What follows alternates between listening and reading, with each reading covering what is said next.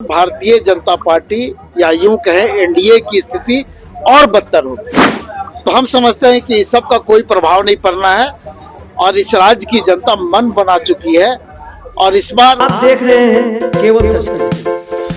झारखंड में होने वाले 2 चरणों में विधानसभा चुनाव को लेकर रांची प्रेस क्लब के सभागार में इंडिया गठबंधन दलों का संयुक्त संवाददाता सम्मेलन का आयोजन किया गया।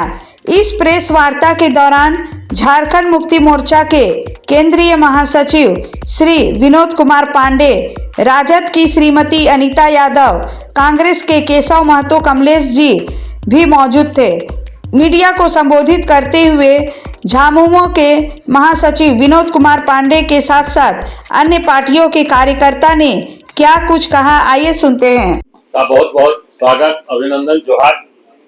आज के इस इंडिया गठबंधन के संयुक्त प्रेस वार्ता में जो भी जेएमएम के साथी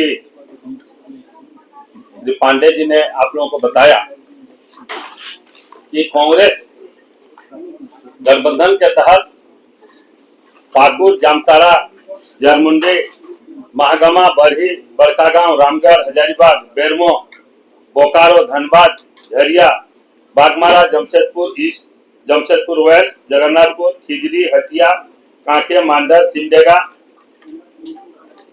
कलेविरा, लोहरदगा, मनिका, पांकी, डाल्टनगंज, बिश्रामपुर, परेयाहाट, मांडू और छतरपुर में अपना उम्मीदवार खड़ा की है और छतरपुर और बिश्रामपुर में राजद ने भी अपना खड़ा किया है। हमारे शीर्ष नेतृत्व इस पर आपस में बात कर रहे हैं, बहुत जल्दी उसका फैसला हो जाएगा और हम लोग मिलजुल के इंडिया गठबंधन चुनाव लड़ेंगे। 30 अभी वर्तमान में 30 तक अपना नामांकन दाखिल कीजिए। अभी तक जो आप लोग बताए वो तो कोई भी नया चीज नहीं हुआ।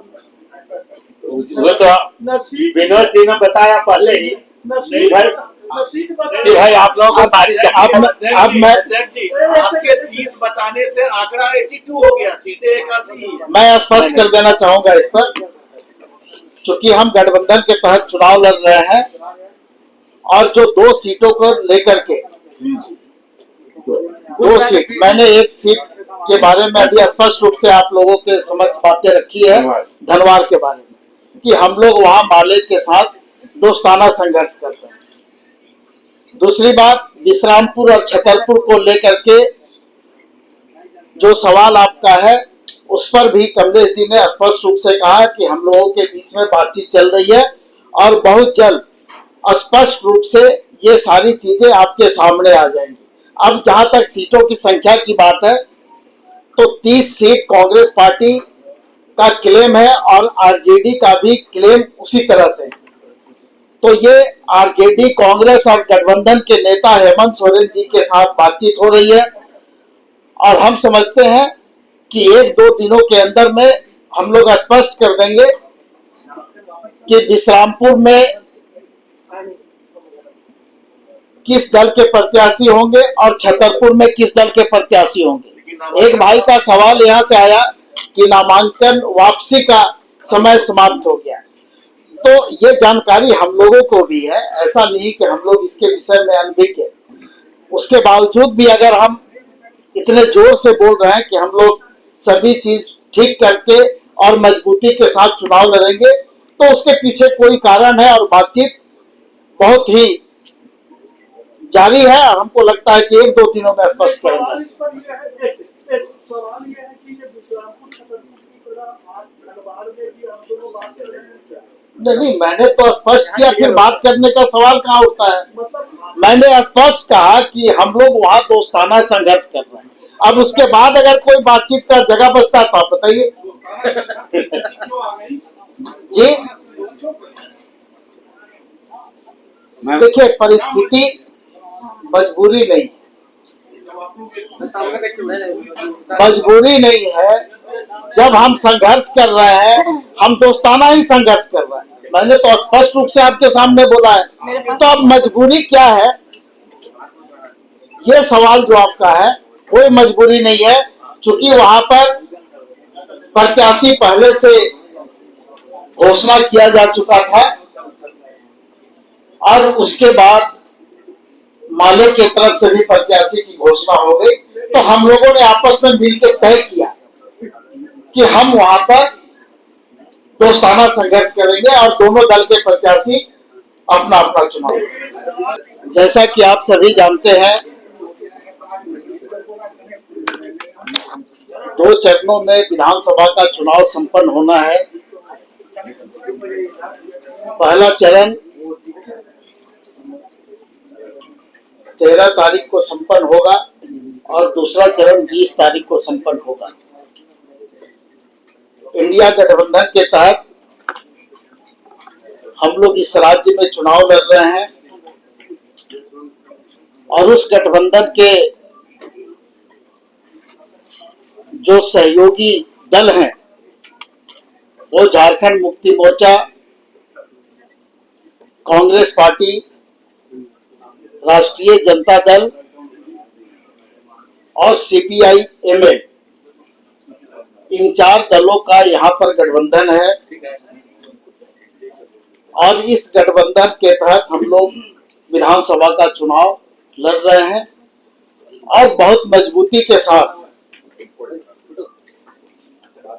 इस चुनाव को गठबंधन के तहत लड़ा जा रहा है।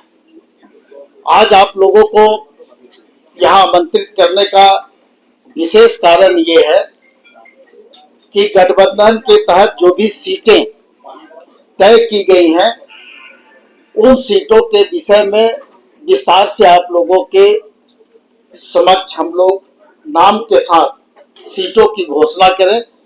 हालांकि आप लोगों को इसकी जानकारी है और हम लोगों ने पहले भी अलग अलग रिलीज के माध्यम से आप लोगों को इसकी जानकारी दी है, लेकिन कुछ गलतफहमियां आप लोगों के बीच में भी है और हम लोगों के बीच में भी है। मैं उसको भी स्पष्ट कर देना चाहूंगा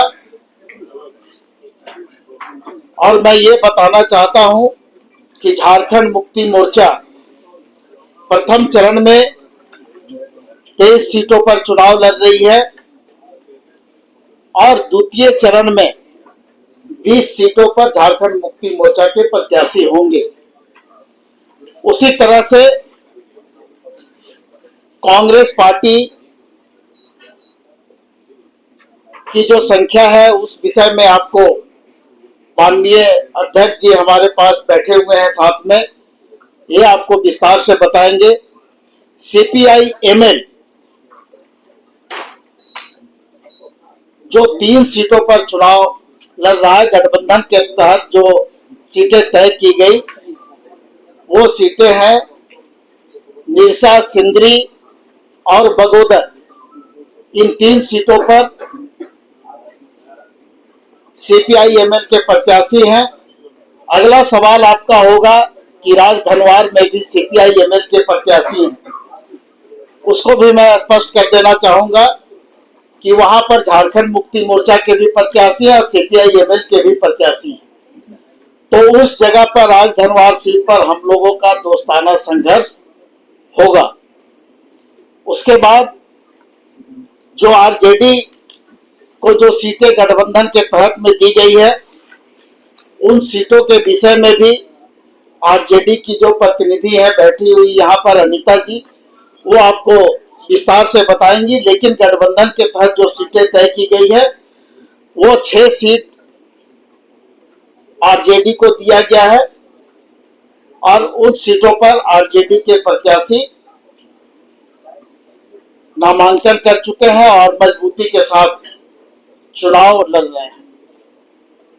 उसके अलावा अगर आप लोग चाहेंगे तो हम लोग एक एक प्रत्याशी का नाम भी आप लोगों के समक्ष रख देंगे कि झारखंड मुक्ति मोर्चा के जो 43 प्रत्याशी हैं, उन 43 प्रत्याशियों का नाम क्या है और किस विधानसभा क्षेत्र से वो चुनाव लड़ रहे हैं। उसी तरह कांग्रेस पार्टी के जो प्रत्याशी हैं उनके विषय में भी विस्तार से आपके समक्ष बातें रखी जाएंगी। माले के विषय में हमने आपके समक्ष बात रखी और बड़े भाई शुभेंदु भैया यहाँ पर बैठे हुए हैं, ये भी आपको माले का पक्ष रखेंगे और राष्ट्रीय जनता दल का पक्ष अनीता जी रखेंगे। मैं आग्रह करूंगा केशव महतो कमलेश जी से कि वो अपनी बात रखें। ये रेड कार्पेट बिछा है और किसके लिए ग्रीन कार्पेट बिछा है मैं भी देख रहा हूँ। नहीं, ये जो आपका सवाल है हम समझते हैं कि बिल्कुल बेबुनियाद है और आदिवासी और हरिजन, ओबीसी और अल्पसंख्यक की चर्चा हम लोग ना करें तो ज्यादा बेहतर होगा। प्रत्याशी होता है, वो जाति के रूप में चुनाव नहीं लड़ता है। जाति के रूप में वोट तो आप मांग रहे हैं। हम जाति के रूप में नहीं मांग रहे, हम वोट मांगते हैं और हम सिर्फ आदिवासी से वोट नहीं मांगते। दोस्ताना संघर्ष में फायदा किसको होगा, नुकसान किसको? फायदा आपको समय बताएगा, जब परिणाम आएंगे आपको फायदा नुकसान स्पष्ट रूप से दिखेगा। एक ही सीट पे दोस्ताना चल रहा है और अब जब दूसरे सीट पे रहता तो मैं बता देता आपको, आप बताइए और कहीं पे लड़ना है। मतलब दोनों, मेरे कहने का मतलब है कि दोनों दल के प्रत्याशी हैं और वहाँ जो संघर्ष हो रहा है वो दोनों दल के प्रत्याशी कर रहे हैं। तो आगे किसको अब ये जनता तय करेगी, ये हम और आप नहीं तय करेंगे। एक सवाल है कि आपके जो स्टार कैंपेनर इंडिया गठबंधन के आएंगे वो दोनों दल का प्रचार करेंगे, दोनों प्रत्याशियों का प्रचार करेंगे उस सीट पे, या ये हम लोग तय करेंगे और वो कार्यक्रम भी आपको हम लोग भेज देंगे। विनोद जी, एक सवाल है, आप जी। राजद की नेत्री भी आप सभी को नमस्कार और महागठबंधन के जितने साथी उन सबका भी जोहार करती हूँ। अशोक जी की का जवाब दे दूं पहले, ये जो शब्द बोले वो सही नहीं था। ये हमारे लिए खुशी की बात है कि नहीं, जो जितने दिन रहे उसमें कार्यकर्ताओं से भी उनका मीटिंग था, आपको पता होना चाहिए। 2 दिन तो हम लोगों का मीटिंग नहीं निकला और बाकी 6 दिन रुके तो महागठबंधन के बाकी घटक दलों से भी बात करनी थी। तो ये शब्द कि 6 दिन रुके और पानी पिला दिया, ये सब गलत बात है। तब तो आप सोचिए कि हम लोग पानी पिला चुके हैं, यहाँ असम के मुख्यमंत्री अपना असम न देख के यहीं बैठे हुए हैं, वो कितना पानी पिए हुए हैं समझ लीजिए आप, कि 2 मुख्यमंत्री यहाँ पे आके बैठे हुए हैं। लेकिन ये शब्द सही नहीं है। और दूसरी बात कि एक बात अशोक जी के बात पे पहले सुन लीजिए। हाँ। अगर अशोक जी ने कहा कि पानी पिलाने वाली बात है तो ये गलत है, तो ये मनोज झा जी ने जो अपने पीसी किया था आपके ऑफिस में, उन्होंने स्पष्ट कहा था कि हमने कहा कि हम 22 मांग था, हम उतने जगह हो सकते थे, मजबूत है उसके आधार पर मनोज झा जी क्या कहे नहीं जानते। आज हम लोग यहाँ बैठे, आज हम यहाँ बैठे एक मिनट, वो उस समय की स्थिति, आज की स्थिति कुछ और है। आप सुनने का रखिए, उस समय की स्थिति क्या थी और आज की स्थिति क्या है, इसमें आप समझ इसीलिए आप बैठे, तो बैठे इसीलिए बता रहे हैं ना, यहाँ बैठ रहे हैं ना। नहीं, पानी पिलाने में वाला बात सही नहीं है। आज हम यहाँ बैठे हैं, आज हम यहाँ बैठे हैं उपेंद्र जी, इसलिए यही बताने के लिए कि इतना कुछ होने के बाद भी हम लोग साथ हैं। तीन क्योंकि बहुत बड़ा मुद्दा है, बहुत बड़ा मुद्दा हमारे सामने, हम उसको नहीं देखते कि हमारा बीच क्या हुआ। हम इन सारी बातों को भूल के आज भी साथ हैं और 3 जगह दोस्ताना लड़ाई के बाद भी महागठबंधन मजबूत है और हम लोग एक साथ ही लड़ेंगे और 5 साल जैसे काटे, अगला 5 साल भी हम लोग ऐसे ही सरकार चलाएंगे। पानी ने कोल्ड ड्रिंक्स की बात कर, हाँ बोलिए। पिछला बार आपको कितना सीट मिला? 7 मिला था, इस बार कितना मिला? 6 मिला है महागठबंधन के था। तो इसको क्या बोलेंगे राजद? किसके लिए कोई कुछ नहीं बोलेंगे, इसके लिए हम सुनिए, बोलने दीजिए। इसको लालू जी का त्याग करेंगे गठबंधन के लिए, लालू जी का त्याग है, क्योंकि बहुत बड़ी लड़ाई लड़नी है। उसके लिए इतने छोटे छोटे बातों पे हम लोग गठबंधन नहीं तोड़ते। ये हमारे लिए बहुत छोटी सवाल है। अनिता जी, एक करके अनिता जी त्याग कब आया? क्या 6 दिनों तक नहीं, हमको ये बताइए क्या तेजस्वी जी का 6 दिन झारखंड में रुकना बहुत बड़ी विवाद की बात है? सकते हैं ये बात और सबसे भी पूछ सकते हैं। एक आरजेडी का नेता झारखंड में रुक गया तो आप लोग को बहुत दिक्कत है। ये लोग कोई सवाल नहीं, ये कोई सवाल नहीं।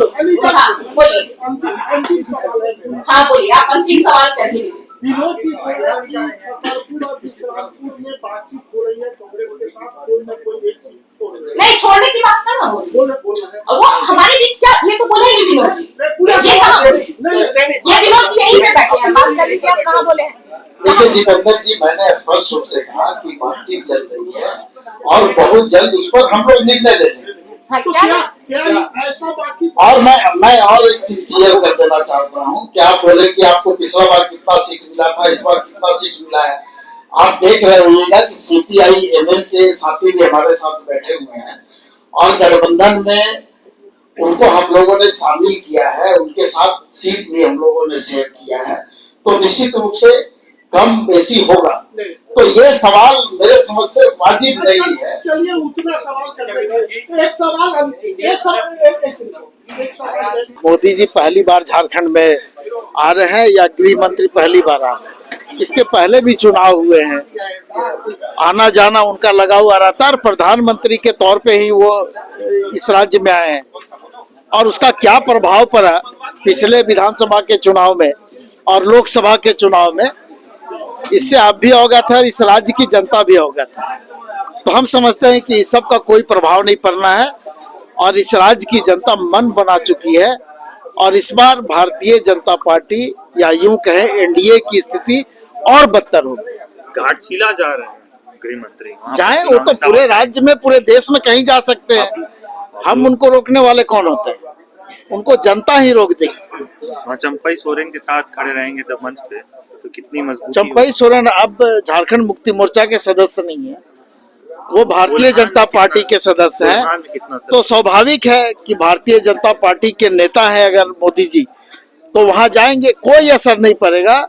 और असर जो भी आप लोगों को दिखता है या दिखाने का प्रयास करते हैं, हम समझते हैं कि उसमें कोई दम नहीं है।